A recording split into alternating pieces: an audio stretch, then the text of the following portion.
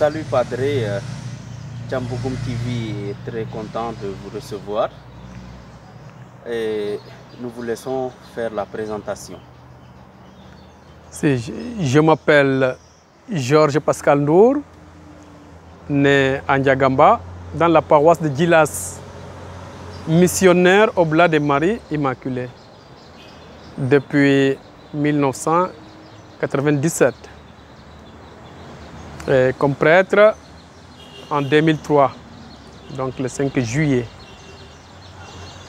Merci. Voilà, merci Padre. Nous sommes ici à Antoula, en Guinée-Bissau. Nous aimerions avoir quelques informations. D'abord, quels sont les pères fondateurs de cette paroisse? Avant de dire les noms de ces pères, vous rappelez que Antoula était d'abord une mission.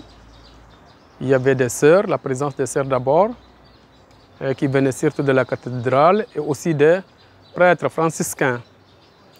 Mais la paroisse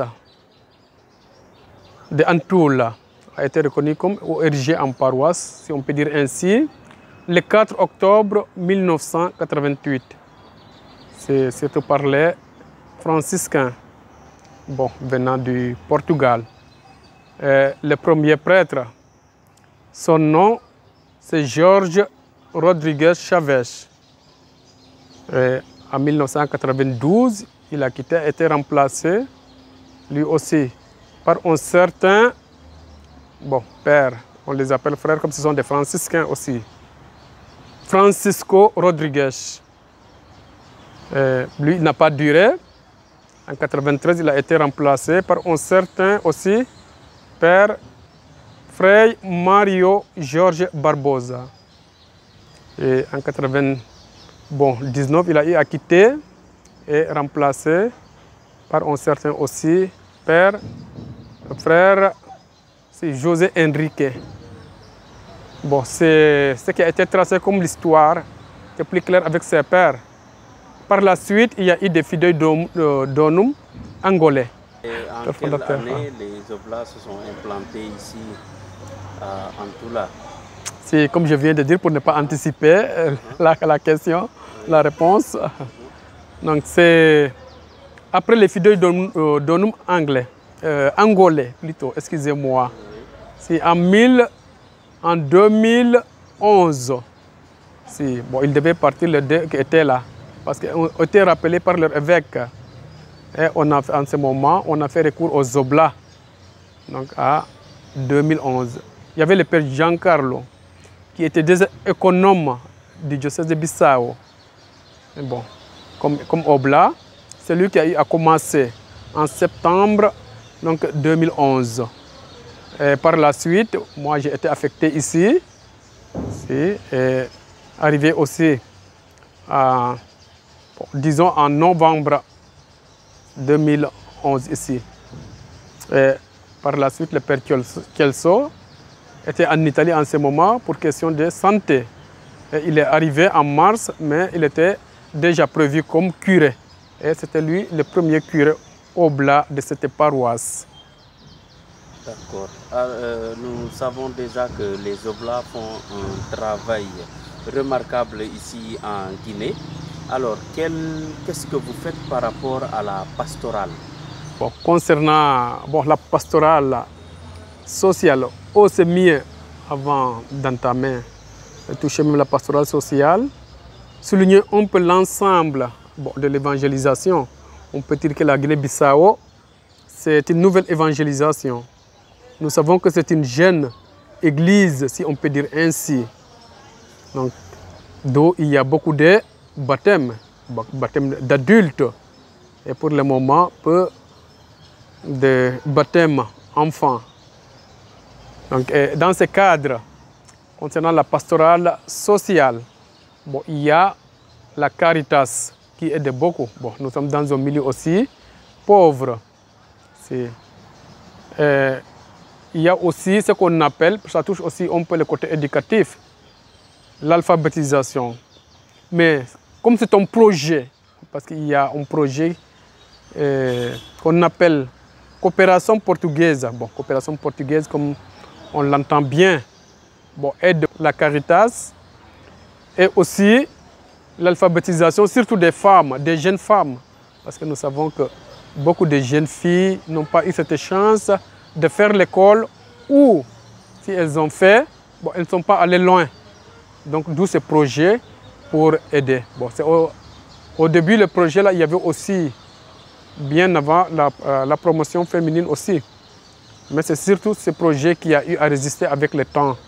Donc, et avec la Caritas aussi, ça aide beaucoup. Jusqu'à présent, nous soutiennent. Bon, ils soutiennent aussi même la paroisse aussi, du point de vue, bon, gasoil.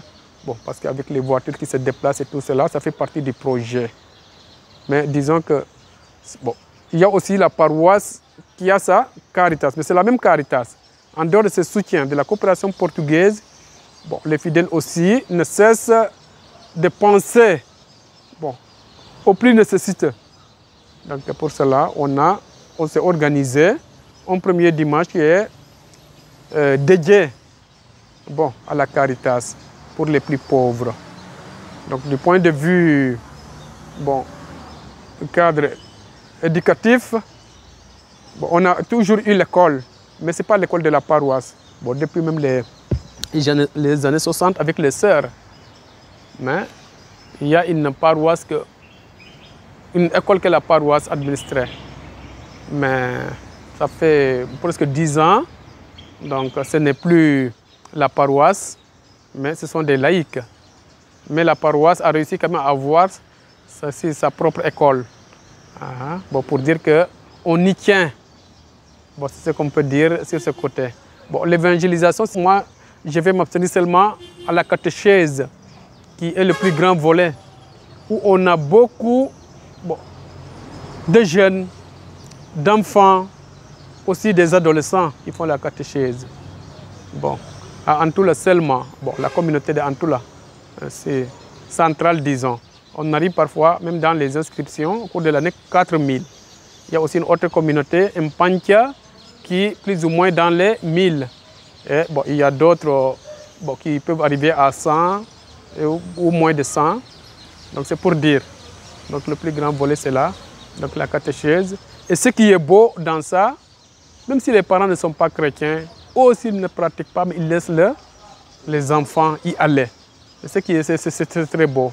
Bon, maintenant, ce qui est un peu comme point faible dans ça, parfois on dure à la catéchèse, mais on dirait qu'on ne se concentre pas. Donc on aimerait que les gens se concentrent davantage. Ok, merci. Voilà, quels sont les mouvements d'action catholique que vous avez ici à Antoula? Bon, les mouvements, nous avons les scouts et guides. Bon, nous avons aussi les Valenti CVAV. Bon, c'est plutôt un mouvement spirituel. La jeunesse franciscaine, mais c'est considéré comme un mouvement aussi. Donc on les appelle Joufra. C'est cela. Voilà. Un mot aux paroissiens en créole. Et je dirais d'abord muito obrigado, Padre. Alors, qu'est-ce que vous allez dire à la communauté d'Antoula? Ok, muito obrigado também para essa oportunidade que o dão para impapia um bocado. Se gente de Antoula só encorajar eles para continuar firme na fé, se viver essa fé, buscar sempre estar com Jesus, no verdadeiro amigo. Donc, para ver que nós recebemos como cada de nós e tem de dar outros. E através de nós tudo que a evangelização continua. Muito obrigado. Merci beaucoup, muito obrigado.